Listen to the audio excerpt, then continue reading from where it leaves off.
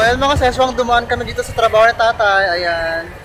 So ito yung kanyang trabaho nung bata pa ako. Hanggang ngayon, doon pa rin ang tatay ko na trabaho. So sa may gilingan sila ng bigas mga ses. Ayun, may mga customer sila. Ayan. So ito yung trabaho nila tatay at nanay ko kung noong mga bata kami hanggang ngayon nandyan pa rin siya. Ayaw niya tumigil ni tatay, gusto ko niya mag-work. Ayan, dito na trabaho rin ang nanay ko noon habang nag-aaral ako. Tapos ayun, diba? So pinasyal namin sila. So ayun mga ses, nagigiling sila ng bigas. Ito yung gilingan ng bigas mga ses, huwang palay, tapos ginigiling nila, ganyan. Ito si father, ganyan siya mga ses.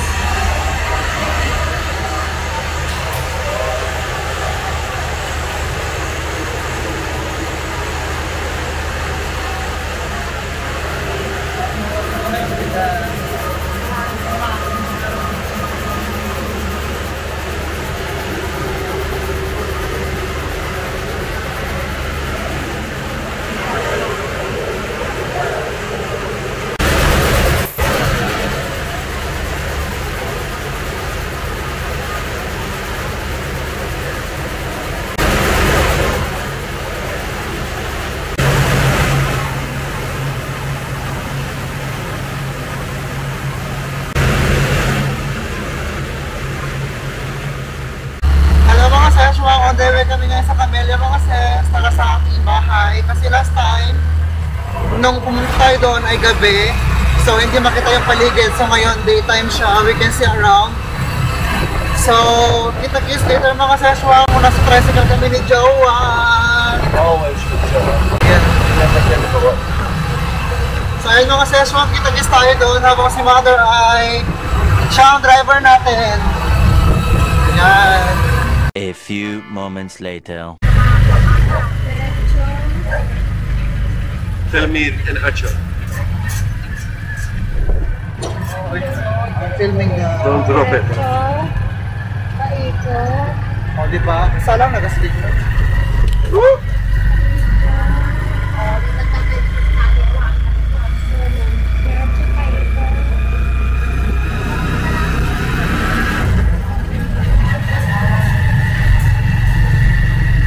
Oh, my legs, my feet is really tingling.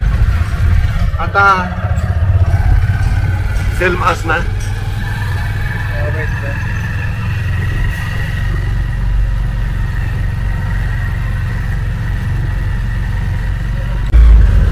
I have a new friend, guys. It's Achu, my best friend from Philippines. Machu de los Reyes.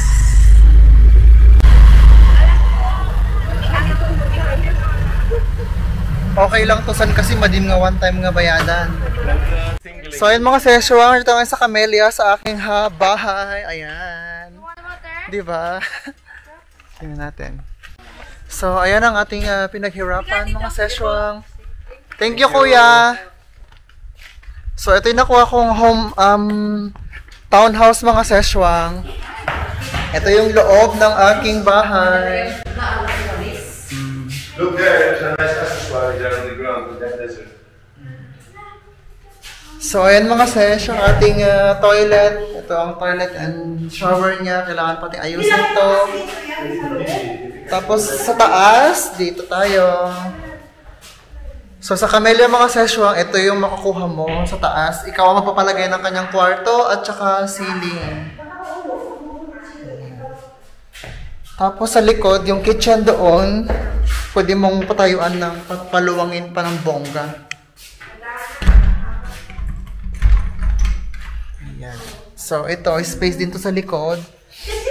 Ito yung sink niya. Pagantuhin mo yan, tapos patakayuan mo ng ganyan. Pinaka-kitchen mo. Diba? So, ayan mga session ang aking pinaghirapan. Ito naman ang aming tricycle. Mga session ang ating mga model houses dito. Ayan, tignan natin dito mga session yung kanilang mga bahay. You know what I don't understand? This is only a couple square meters more, but look a lot bigger. Yeah.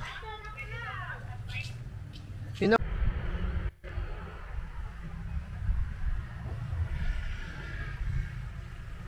So yun mga sis, nasa ano tayo, Freya model ng Camellia Kawayan. Ito yung kanilang sample furnished unit. So model houses, ito yung kanilang living room. In this area, meron silang dining. Then you can come here as the kitchen. Tapos meron din silang toilet. Ayan.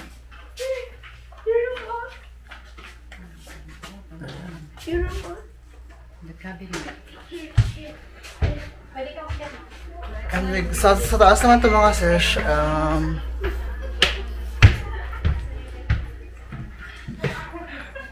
meron siyang study room dito mga sis. Tapos ito, look, very nice. So ito yung kwarto nila mga sis, ganyan. This is what I want. I have toilet like this.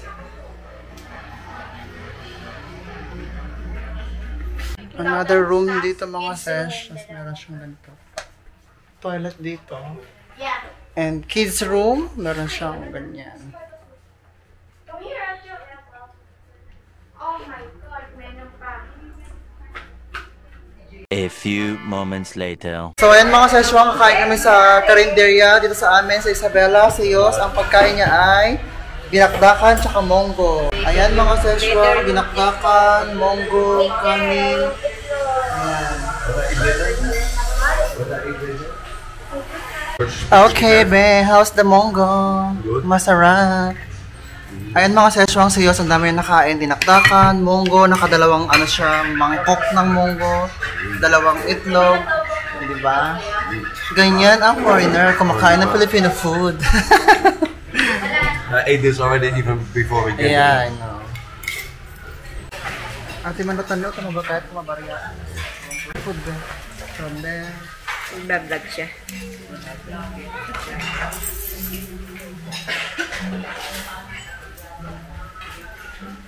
A few moments later. There goes Trisha's hair. Oh my God! Look how much. So ayan mga sir, magpariban tayo ngayon. A few moments later. So ayan mga session, nasa ano tayo, Frank's Burgers. Ayan, so bili tayo ng burger. So ginabi kami mga sesh kasi si Yos. Pumunta kami sa doctor para magpa-check kasi nakalmot siya ng cat. Yeah. So the cat is scratches and we are looking for vaccination for anti-rabies. But the doctor said it's fine. So ayan mga session. She said like you better just eat the Frankenburger and everything will be okay. Ayan, so kakatapos ko din nagpa-reban mga sis. Ginabi na kami, so magpunta tayo ngayon sa Frank's Burger para meron tayong kainin pag uwi sa bahay natin.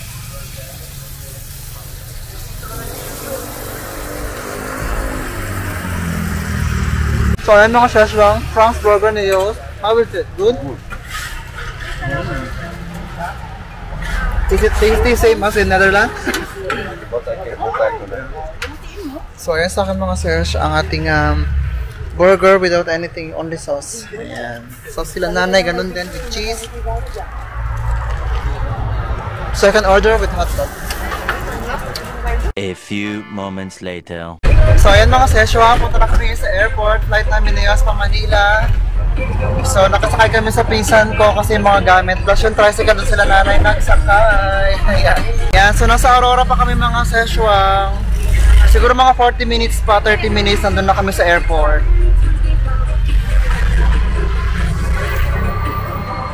And New Year, where you guys? A few moments later. So, hello mga seswa. Oh my God. Nag-check-in kami dito sa Kabayan Hotel. And it's really beautiful. I like it. It is. It's nice. It's beautiful hotel, yeah. I think it's a 4-star or 5-star. I'm not sure. Kasi mga seswa, nakakuha ko ng promotion dito sa hotel na to. Oh my God. Kasi sa Agoda ko siya na-book. Nung una ko siyang binook mga ses, ang price nito is nasa ano siya, 88 euro for 2 nights. Tapos dalawa na kami ni Yos, ganyan. And then, feeling ko masyadong, parang sabi ko mas pricey kasi may nakita akong hotel doon sa kabila, mga nasa 40 lang mga ses, 45. Ganon yung price niya. So, gusto ko siyang i-book. Pero nung ibinook ko siya mga seswang, pangit yung bintana kasi parang open siya tapos maliwanag sa umaga. So, hindi ka na makakatulog. And then, nung binalikan ko tong Kabayan Hotel, nag-offer sila ng standard room na maganda siya. Tapos, 53 euro na lang siya. So, gilinab ko na kasi may breakfast na yon. So, konting dagdag na lang. Siguro mga 10 euro na lang dagdag mo dun sa nakita kong hindi okay yung bintana sa kabilang hotel. So, dito ka na sa magandang hotel, di ba? Nasa at least 4 or 5 star. I'm not sure. Ganyan mga seswang. Tapos, ito yung aming nakuha, di ba? Ito yung aming hotel. Standard room siya. Ewan ko kung standard ba to or superior, ganyan. Pero meron siyang dalawang bed. Isang double, tsaka isang single. Good for 3 person na ito mga sesh. Tapos, meron siyang cabinet. Ganyan. Tapos mga sis, pagpasok mo sa loob, ito yung makikita mo, di ba? Ayan, meron tayo ditong salamin. Ito yung kanyang toilet outside. At syempre, meron ka ditong shower room. Ayan. Maganda siya, I like it. So, ito yung ating toilet. Di ba? Ating view dito, may TV. Meron siya ditong lamp. Tapos, meron siyang mini table. Meron din siyang minibar. Ayan, mga seswang, di ba? Maganda itong nabook nating hotel for 53 or 54 euro. Tapos, mayroon na siyang breakfast, I think. So, i-double check ko mamaya. Tapos, may air condition siya. Maganda, di ba? Ayan. So, sulit na talaga siya. So, ayun mga seswang, pahinga muna kami ni Yos at mag-impake ako ng ibang gamit at naayusin ko yung ating luggage. Kasi, my God, pagod kami kasi masyadong traffic. Tapos, konting pahinga muna mga seswang at lalabas mamaya para magtingin kung anong pwedeng kainin natin. So, sige lang mga sesh! A few moments later. So, ayan mga seswang, nasa Manila pa rin kami ni Yos. So, nag-flight kami dito December 27. Tapos pala mga seswang, ito yung hindi inaasahan na pangyayari. Ang flight pala namin mga seswang is December 28 from Manila to Singapore and Singapore to Netherlands is December 29. Yung arrival namin sa Netherlands is December 29. Ngayon mga seswang, hindi ko talaga napansin na yung flight pala namin is December 28. Arrival namin sa Netherlands is December 29. So hindi ko na napansin mga seswang kasi akala ko talaga December 29 ang flight pa namin ni Yos. So ayan mga sesh, ang nabook ko sa hotel sa Manila is check out namin December 29. Yung e-travel card namin mga seswang is valid from December 29. Tapos, ano pa ba? Yung calendar ko nakalagay doon, yung alarm ko nakalagay doon, December 29 ang flight namin. Pero hindi ko na napansin na ang flight pala namin mga seswang is December 28. Kasi nakafocus ako dun sa arrival namin sa Netherlands. So, ang nangyari, ngayon, December 28, ngayon mga seswang, chinek ni Yos yung kanyang phone at nakita niya doon na yung date ng flight namin is December 28, alas 5 ng hapon. So, December 28, mga seswang, gumala pa kami ni Yos, ayan, at pumunta kami sa MOA, bumili kami ng mga dapat bilhin, ng mga iuwi namin sa Netherlands, ganon. At tapos nagpahinga kasi pagod na pagod ako mga seswang, kasi talagang para pa ako nilalagnat. Kasi what happened is, so, pumunta kami sa clinic because December 26, Yos got scratched by our cat in Isabela. And then I made Igado cat flavor.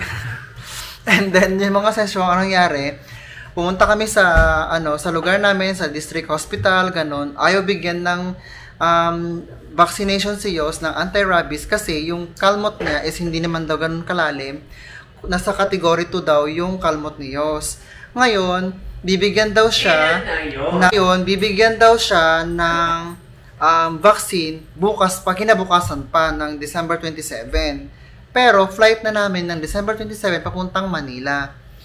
So yun nga, kaya ako na-book na hanggang December 29 yung namin stay ng Manila kasi akala ko talaga 29 pa yung balik namin ng Netherlands mga seswang. So hindi pala, nagkamali ako.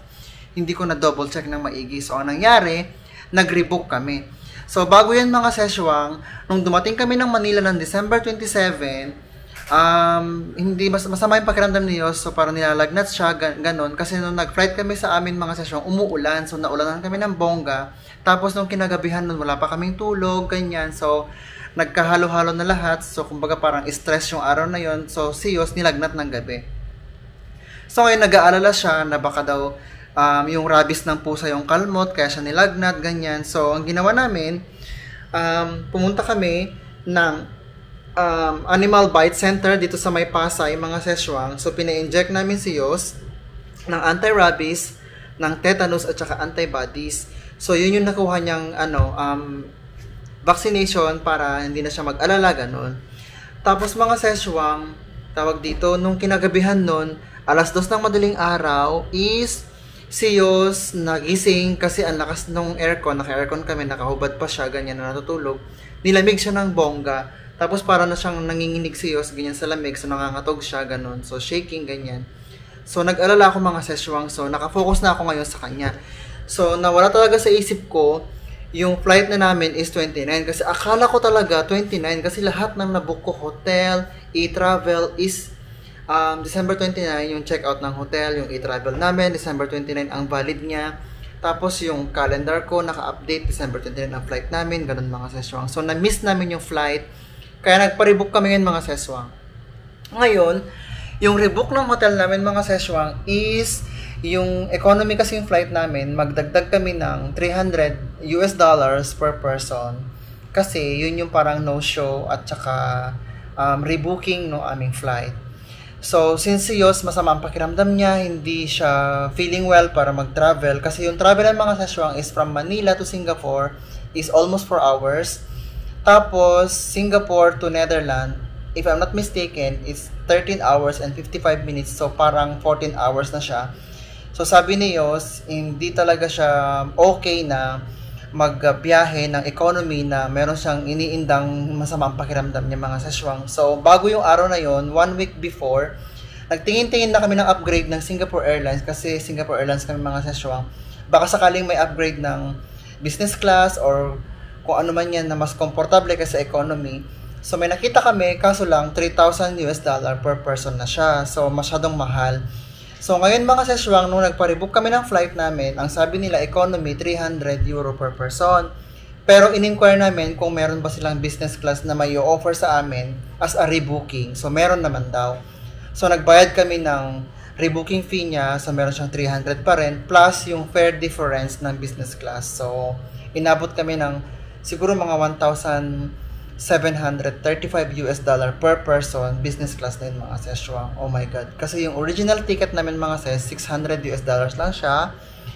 Pero nag-upgrade na siya ng business kasi yun yung comfortable si Yos na magbiyahe kasi meron siyang lagnat, meron siyang masamang pakiramdam niya, hindi siya hindi maayos ang kanyang pakiramdam. So grinad na namin yung business class kahit medyo mahal siya, pero mas mura na ng kalahati kumpara nung in-inquire namin siya na 3,000 per person. So ngayon, nakuha namin siya ng parang kalahati na lang yung presyo niya. So, para naman matry ni Yos, maranasan niya yung mag-business kasi ako na naranasan ko ng mga sesyon. Minsan, nung umuwi ako, so naka-business din ako noon. So ngayon, para ma-experience naman ni Yos at saka para comfortable siya na magbiyahe kasi masama yung pakiramdam niya. So ayan yung mga stress, mga seswang sa aming flight, my goodness. So nakalmot si Yos ng pusa, nagpaano kami, naghalughog kami ng mga clinic sa amin, wala kaming nahanap. Tapos nung may nahanap kami, hindi naman ganoon kalalim yung kalmot ni Yos, mababaw lang daw. So kahit wala ng anti-rabies, basta meron lang siyang cream, binigyan siya ng antibiotic cream, ganun. Pero hindi mapakali si Yos. Kaya nung dumating kami sa sa Manila, naghanap kami ng clinic na pwedeng mag-vaccine ng anti-rabies. So may nahanap naman kami. So naglakad kami ng malayo mga sesong, siguro mga let's say 15 minutes na lakad mula sa hotel, sa Kabayan Hotel hanggang doon sa Animal Bite Center sa Pasay. Ayan. So simula kahapon mga seswang, haggard, super haggard kaming dalawa, pagod. Tapos masama yung pakiramdam niya, nag-alala pa ako sa kanya kagabi kasi nangangatog na siya sa lamig. Ganun mga seswang. Tapos ngayon, yung flight, nakalimutan ko, imbis 29, imbis 28, naging 29. So, nawala lahat sa isip ko yung mga seswang. So, ayan ang aming ganap na mga hindi inaasahang pangyayari sa aming flight ni Jowa. And as of the moment, andito pa rin kami ngayon sa Kabayan Hotel, mga seswang sa Pasay. So, bukas, mag-flight kami ni Yos pauwi ng Netherlands. A few moments later. So, ayan mga seswang, nakita nyo naman sa mukha ko, haggard talaga. So, hindi na pala ako nakapag-vlog mga sesh nung mga pinuntahan namin nung December 27, dumating kami dito, tsaka kahapon, at tsaka ngayon. So, hindi na ako nakapag-vlog mga sesh kasi talagang wala na akong time mag-vlog. So, shinare ko na lang sa inyo yung aming experience sa vlog na to. So, ganito na lang yung ating vlog mga seswang. Nandito kami ngayon sa Kabayan Hotel. Ayan, dalawa kami. Si Yos is there. Ayan siya. Diba? So, ayan mga seswang yung ating haggard. So, bukas, flight namin, pauwi na ng Netherlands. So, ayan, ang good news naman doon is, meron tayong panibagong experience. So, we will have a new experience together ni Yos because before, I experienced it alone.